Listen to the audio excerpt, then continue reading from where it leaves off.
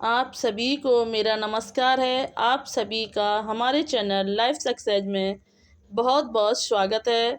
तो आज हम इस क्लास में पूर्व की परीक्षाओं में पूछे गए बहुत ही महत्वपूर्ण प्रश्नों को हल करने वाले हैं, जो कि आने वाली टीजीटी पीजीटी की परीक्षा एलटी ग्रेड की दृष्टि से बहुत ही महत्वपूर्ण हैं। इसलिए क्लास में अंत तक बने रहें। बीच में ही क्लास छोड़ने की गलती बिल्कुल भी न करें। अगर आपको यह क्लास अच्छी लगे तो इसे लाइक शेयर और ऐसे ही निरंतर प्रैक्टिस करने के लिए सब्सक्राइब करें, वो भी बिल्कुल निःशुल्क। तो देर ना करते हुए शुरू करते हैं कि अमीर खुसरो को किस नाम से जाने जाते थे। अमीर खुसरो किस नाम से जाने जाते थे? तूतिए हिंद, तोता ए हिंद, सितारे हिंद या सर हिंद। तो अमीर खुसरो किस नाम से जाने जाते थे?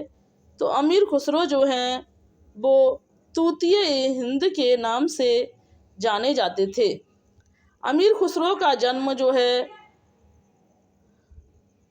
एटा के पटियाली में हुआ था।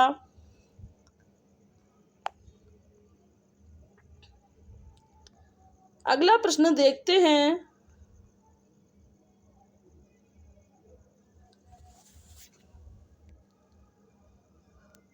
कि अमीर खुसरो का पूरा नाम क्या था। अमीर खुसरो का पूरा नाम क्या था? अब्दुल रईस खुसरो, अब्दुल खालिक, अब्दुल फजल खुसरो या अब्दुल हसन यमीन। तो देखते हैं, यह थोड़ा पूरा नहीं दिख रहा है। हाँ, अब यह पूरा दिख रहा है। तो अमीर खुसरो का जब पूरा नाम था वो अब्बुल हसन यमुद्दीन जो है वो अमीर खुसरो का पूरा नाम माना जाता है।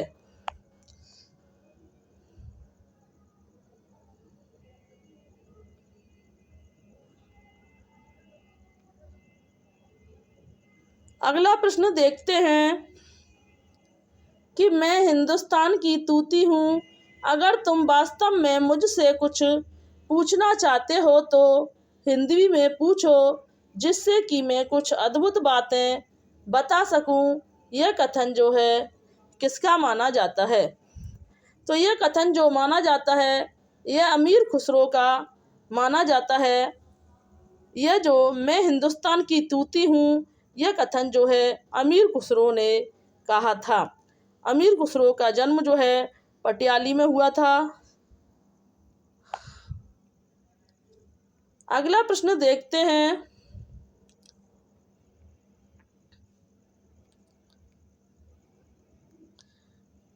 कि पुस्तक जल्लड़ हत्थ दे चली गंजन निरपकाज में जल्लड़ को कौन सी पुस्तक देने का उल्लेख किया गया है? तो इसमें जल्लड़ को जो पुस्तक देने का जो उल्लेख किया गया है वो पृथ्वीराज रासो पुस्तक देने का उल्लेख किया गया है। अगला प्रश्न देखते हैं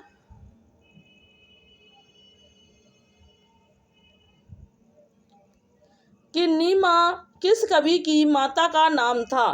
तो नीमा जो है वो कबीर दास की माता का नाम माना जाता है। कबीर दास का जन्म जो है वो 1398 में हुआ था और इनके पिता का नाम नीरू और माता का नाम नीमा था और इनके जो गुरु थे वो रामानंद माने जाते थे।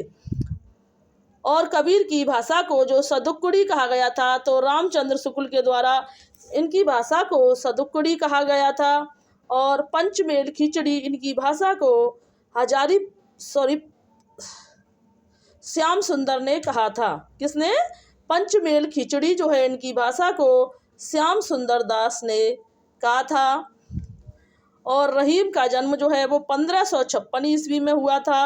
रहीम दास जो है वो अकबर के दरबारी कवि माने जाते थे और रहीम ने मदनाष्टक की रचना जो है वो खड़ी बोली में की थी। मलुक दास का जन्म जो है वो 1574 में माना जाता है और सूरदास का जन्म 1478 ईस्वी में माना जाता है। अगला प्रश्न देखते हैं कि कबीरदास की मृत्यु कहाँ पर हुई थी। तो कबीरदास की जो मृत्यु हुई थी वो मगध में हुई थी। इनका जन्म काशी में हुआ था, इनकी मृत्यु मगध में हुई थी। नीरू नीमा नामक जुल्हा ने इनका पालन पोषण किया था और रामानंद जो थे इनके गुरु माने जाते थे। इनकी भाषा को सदुक्कुड़ी रामचंद्र शुक्ल ने कहा था। पंचमेल खिचड़ी जो है पंचमेल खिचड़ी जो है श्याम सुंदर दास ने कहा था। सदुक्कुड़ी जो है रामचंद्र शुक्ल ने कहा था। अगला प्रश्न देखते हैं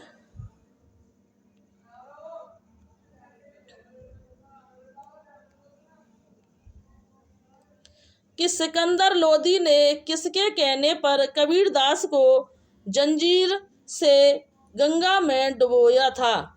सिकंदर लोदी ने किसके कहने पर कबीरदास को जंजीर से बांधकर गंगा में डुबोया था। तो वह सिकंदर लोदी ने जो है कबीरदास को शेख तकी के कहने पर गंगा में डुबोया था। सिकंदर लोदी के समकालीन थे। कौन थे? सूरदास जो थे वो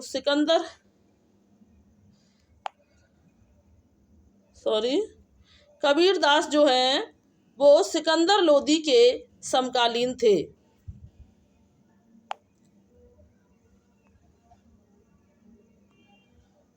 अगला प्रश्न देखते हैं कि कबीर किस शासक के समकालीन थे। कबीर किस शासक के समकालीन थे? तो कबीर जो थे वो सिकंदर लोदी के समकालीन थे। किसके थे? कबीर जो है वो सिकंदर लोदी के समकालीन माने जाते थे। अगला प्रश्न देखते हैं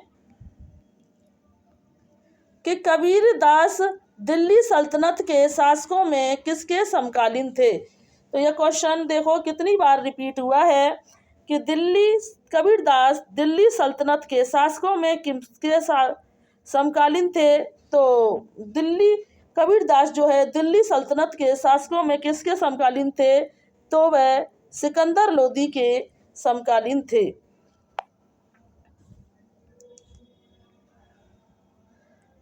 अगला प्रश्न देखते हैं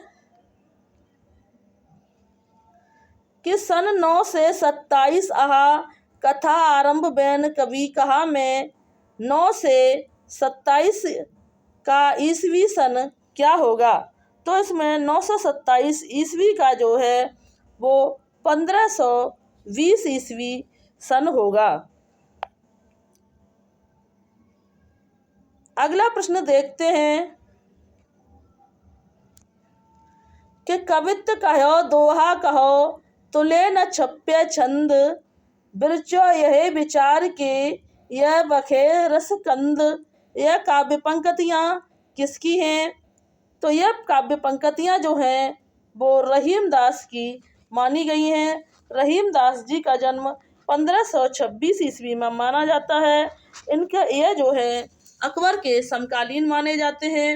इन्होंने मदनाष्टक की जो रचना है वो खड़ी बोली में की थी। अगला प्रश्न देखते हैं कि नारी विमर्श पर लिखने वाली पहली लेखिका है। नारी विमर्श पर लिखने वाली पहली लेखिका जो है वो बंग महिला को माना जाता है। महादेवी वर्मा को आधुनिक मीरा के नाम से जाना जाता है। अगला प्रश्न देखते हैं कि बंग महिला का असली नाम क्या था। बंग महिला का असली नाम क्या था? तो बंग महिला का जो असली नाम था वो राजेंद्र बाला घोष जो है वो बंग महिला का असली नाम था।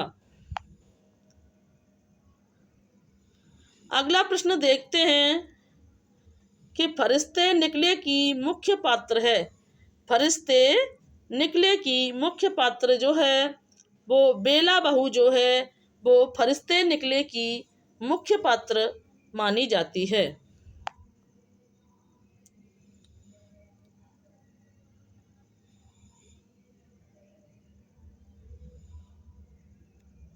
अगला प्रश्न देखते हैं कि घूरे का लत्ता बीने कनातन का डाले डोल बांधे जैसे शीर्षक किस लेखक ने दिया था।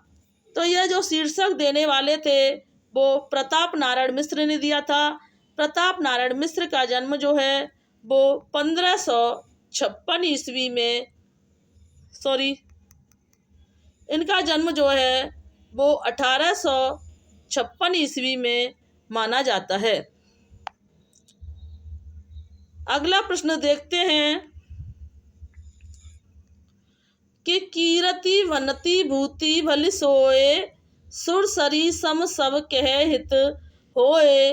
तुलसीदास की इस पंक्ति में कौन सा काव्य प्रयोजन स्पष्ट है। तो तुलसीदास की के लोक मंगल में लोक मंगल में यह काव्य प्रयोजन जो है वो स्पष्ट किया गया है। अगला प्रश्न देखते हैं कि अरुण यह मदमय देश हमारा यह किसने कहा था। अरुण यह मदमय देश हमारा यह किसने कहा था। तो यह कार्नेलिया चंद्रगुप्त नाटक में कार्नेलिया के द्वारा कहा गया है। चंद्रगुप्त जो नाटक है वो जयशंकर प्रसाद के द्वारा रचित माना जाता है। अगला प्रश्न देखते हैं कि अरुण यह मदमय देश हमारा गीत प्रसाद जी की किस कृति से लिया गया है। तो यह जो गीत लिया गया है वो चंद्रगुप्त के नाटक से लिया गया है, जिसकी रचना 1928 ईस्वी में की गई थी। ध्रुव स्वामी की रचना 32 में, लहर 33 में और झरना का 18 काल रचना काल जो है 1918 ईस्वी माना जाता है। फिर से यह क्वेश्चन रिपीट हुआ है। यहाँ पर जो है यह पंक्तियाँ जो है परीक्षा में बहुत पूछी जाती हैं, किसी न किसी परीक्षा में लगभग ये पूछी जाती हैं। तो यह पंक्तियाँ जो है चंद्रगुप्त नाटक से ली गई हैं। फिर से यह क्वेश्चन रिपीट हुआ है कि जयशंकर प्रसाद के किस नाटक में कार्नेलिया जो है एक विदेशी पात्र है। तो यह चंद्रगुप्त नाटक में जो है कार्नेलिया एक विदेशी पात्र है, जिसकी रचना 1928 ईस्वी में की गई थी। अगला प्रश्न देखते हैं कि निम्नलिखित में से एक कथन गलत है। तो इनमें से जो गलत कथन माना गया है कि कामिनी प्रसाद के द्वारा लिखा गया एक महाकाव्य है जो कि 1935 में रचित है और इसमें 15 सर्ग माने गए हैं। पहला सर्ग जो है चिंता है और अंतिम सर्ग जो है आनंद को माना गया है। आंसू प्रसाद के द्वारा रचित एक खंड काव्य है जो कि यह 1925 में रचित माना गया है, यह भी सही है। काव्य कला तथा अन्य निबंध प्रसाद के द्वारा रचित निबंध संग्रह है, यह भी सही है। लेकिन इरावती प्रसाद के द्वारा लिखित कहानी नहीं मानी गई है। किसके द्वारा? इरावती जो है वो प्रसाद के द्वारा लिखित जो है कहानी नहीं मानी गई है। इरावती जो है यह जयशंकर प्रसाद के द्वारा लिखा गया एक उपन्यास है। अगला प्रश्न देखते हैं कि वह पूर्वीपन की परवाह न करके अपने बेसवारे की गाम्य कहावतें और शब्द भी बेधड़क रख दिया करते थे। शुक्ल जी की इन पंक्तियों का संबंध किससे माना गया है? तो शुक्ल जी की इन पंक्तियों का जो संबंध है वो प्रताप नारायण मिश्र से माना गया है। प्रताप नारायण मिश्र का जन्म जो है वो 1556 ईस्वी में माना जाता है।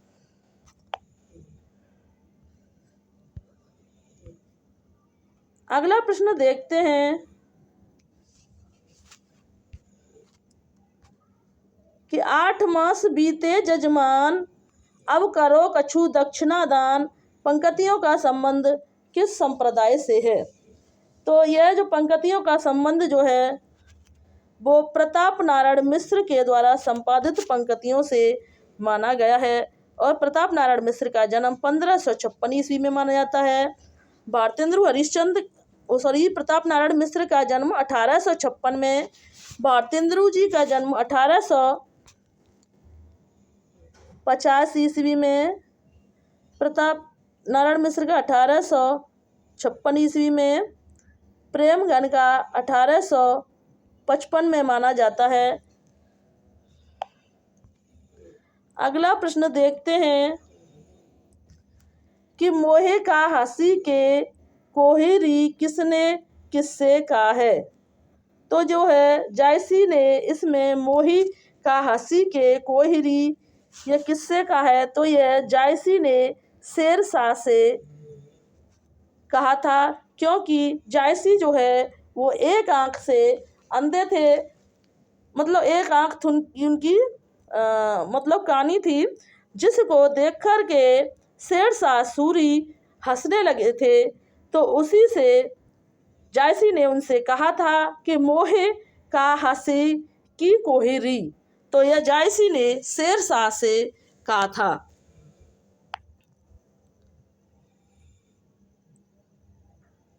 अगला प्रश्न देखते हैं कि भक्ति आंदोलन भारतीय चिंताधारा का स्वाभाविक विकास है, यह कथन किसका है।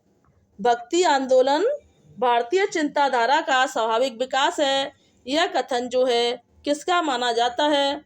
तो यह कथन जो है वो हजारी प्रसाद द्विवेदी जी का माना जाता है।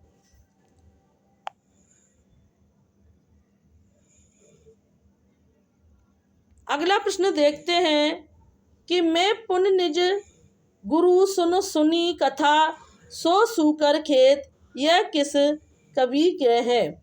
तो यह जो है यह तुलसीदास के द्वारा रचित मानी जाती हैं। तुलसीदास जो है राम भक्ति के कवि माने जाते हैं। तुलसीदास ने रामचरितमानस की रचना की थी, जिसमें 7 कांडों का वर्णन किया गया है। कबीरदास जो है वो निर्गुण संत कवि माने जाते हैं, और इनके का पालन पोषण जो है नीरू नीमा नामक दंपत्ति ने किया था, और इनके गुरु जो थे वो रामानंद माने जाते थे।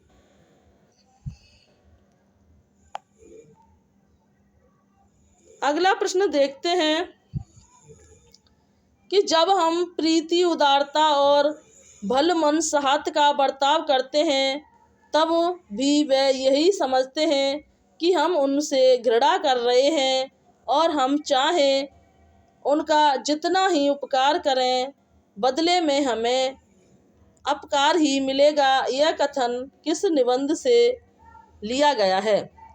तो यह जो कथन लिया गया है, ईर्षा तू न गई मेरे मन से निबंध से लिया गया है। ईर्षा तू न गई मेरे मन से, यह रामधारी दिनकर के द्वारा रचित माना जाता है। अगला प्रश्न देखते हैं कि साहित्य जनता की चित्तवृत्ति का संचित प्रतिबिंब है, इस पंक्ति के सही लेखक हैं। तो इस पंक्ति के जो लेखक माने जाते हैं वो रामचंद्र शुक्ल माने जाते हैं। किसके द्वारा? साहित्य जनता की चित्तवृत्ति का संचित प्रतिबिंब है, यह जो है रामचंद्र शुक्ल के द्वारा रचित माने जाते हैं।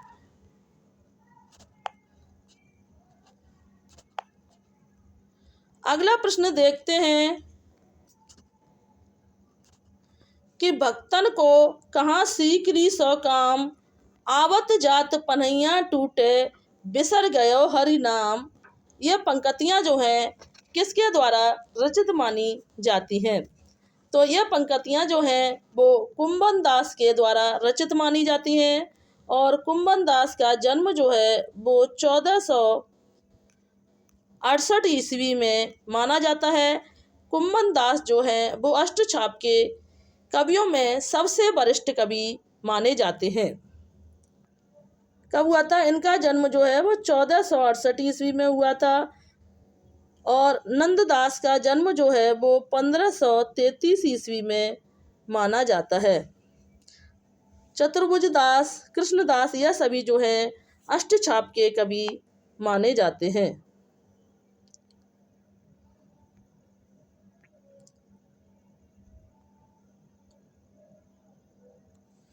अगला प्रश्न देखते हैं, फिर से वही क्वेश्चन रिपीट हुआ है कि भक्तन को कहाँ सीकरी सो काम, यह कथन किसका है? तो यह कथन जो है कुम्भन दास के द्वारा रचित माना जाता है और कुम्भन दास जो हैं वो अष्टछाप के सबसे वरिष्ठ कवि माने जाते हैं और अष्टछाप की स्थापना 1565 ईस्वी में विट्ठल नाथ के द्वारा की गई थी। अगला प्रश्न देखते हैं कि दिनकर की कौन सी काव्य कृति भीष्म पितामह एवं धर्मराज के संवाद के रूप में रचित है? तो दिनकर की कौन सी कृति भीष्म पितामह एवं धर्मराज के संवाद के रूप में रचित मानी जाती है? तो वह कुरुक्षेत्र जो है वो धर्मराज संवाद के रूप में रचित मानी जाती है, जो कि रामधारी सिंह दिनकर के द्वारा रचित विचारात्मक काव्य माना जाता है।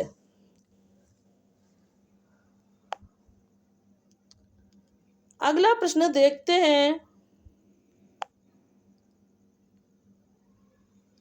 कि बिहारी के दोहों की चमत्कारपूर्ण तुलना संस्कृत, उर्दू और फारसी के कवियों से किसने की है? तो बिहारी के दोहों की चमत्कारपूर्ण तुलना जो है वो पदम सिंह शर्मा के दोहों से की गई है।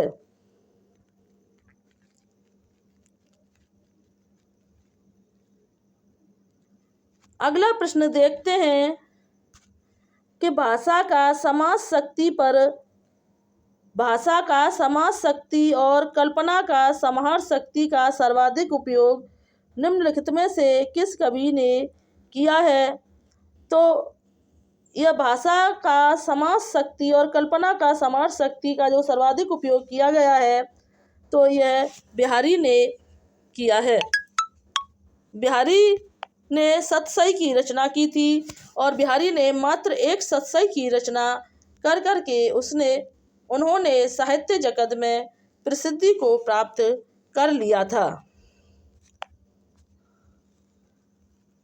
अगला प्रश्न देखते हैं कि कामायनी को मानवता के रसात्मक इतिहास की संज्ञा प्रदान की थी। तो यह कामायनी को मानवता के रसात्मक इतिहास की जो संज्ञा प्रदान की गई थी तो वह आचार्य रामचंद्र शुक्ल के द्वारा कामायनी को मानवता के रसात्मक इतिहास की संज्ञा प्रदान की गई थी। अगला प्रश्न देखते हैं कि शहर में कोई किसी की जाति नहीं पूछता, शहर के लोगों की जाति का क्या ठिकाना है, लेकिन गांव में बिना जाति के आपका पानी तक नहीं चल सकता, यह कथन किस रचना से लिया गया है? तो यह कथन जो है वो मैला आंचल से लिया गया है, जो कि फणेश्वर नाथ रेणु जी के द्वारा रचित माना जाता है।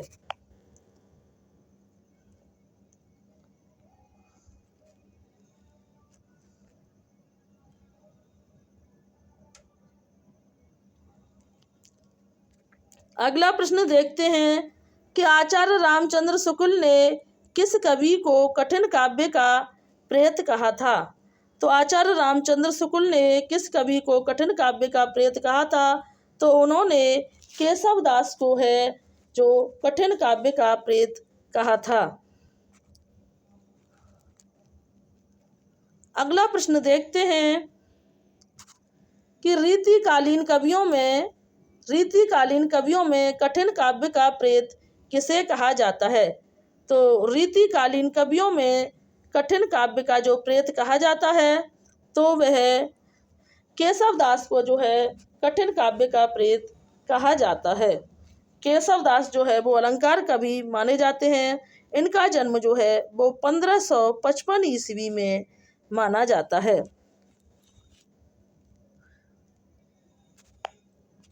अगला प्रश्न देखते हैं। फिर से वही प्रश्न जो है रिपीट हुआ है कि कठिन काव्य का प्रेत किस कवि को कहा जाता है। तो कठिन काव्य का प्रेत जो है केशव दास को कहा जाता है। केशव दास एक अलंकार प्रिय कवि माने जाते हैं। अगला प्रश्न देखते हैं कि 84 वैष्णव की वार्ता और 252 वैष्णव की वार्ता मूल रूप से किसमें संकलित है। तो 84 वैष्णव की वार्ता और 252 वैष्णव की वार्ता जो है एक जीवन व्रत माना गया है, जो कि गोकुलनाथ के द्वारा रचित माना जाता है।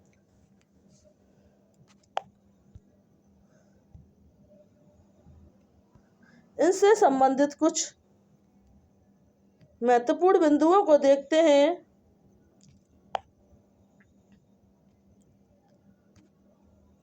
कि 84 वैष्णव की वार्ता और 252 वैष्णव की वार्ता का मूल रूप जीवन व्रत है। कृष्ण भक्त कवियों की जीवन व्रत की चर्चा जिन ग्रंथों में है उनके नाम है। 84 वैष्णव की वार्ता गोकुलनाथ की है। 252 वैष्णव की वार्ता यह गोकुलनाथ की है। भक्तमाल जो है वो नावादास के द्वारा रचित मानी जाती है। भाव प्रकाश हरि राय की है। वल्लभ दिग्गज जो है यदुनाथ के द्वारा रचित मानी जाती है। अगला प्रश्न देखते हैं कि 252 वैष्णव की वार्ता के लेखक कौन हैं। तो 252 वैष्णव की जो वार्ता के लेखक माने जाते हैं, तो गोकुलनाथ जो है वो 252 वैष्णव की वार्ता के लेखक माने जाते हैं। अगला प्रश्न देखते हैं कि 84 वैष्णव की वार्ता किस लेखक की रचना है। तो 84 वैष्णव की वार्ता जो है वो गोकुलनाथ की रचना मानी जाती है। अगला प्रश्न देखते हैं कि गोकुलनाथ की रचना का नाम है। तो गोकुलनाथ की जो रचना मानी जाती है 84 वैष्णव की वार्ता जो है वो गोकुलनाथ की रचना मानी जाती है, जो कि भक्तमाल के जो रचनाकार माने जाते हैं। नावादास जो हैं वो भक्तमाल के रचनाकार माने जाते हैं। अगला प्रश्न देखते हैं कि 84 वैष्णव की वार्ता के लेखक कौन हैं। तो 84 वैष्णव की वार्ता के लेखक जो हैं गोकुलदास जो हैं वो 84 वैष्णव की वार्ता के लेखक माने जाते हैं। तो आज की क्लास को हम यहीं समाप्त करते हैं। अगर आपको हमारी ये क्लास अच्छी लगी हो तो इसे लाइक, शेयर और ऐसे ही निरंतर प्रैक्टिस करने के लिए हमारे चैनल को सब्सक्राइब करें। Thanks for watching this video. जय हिंद, जय भारत।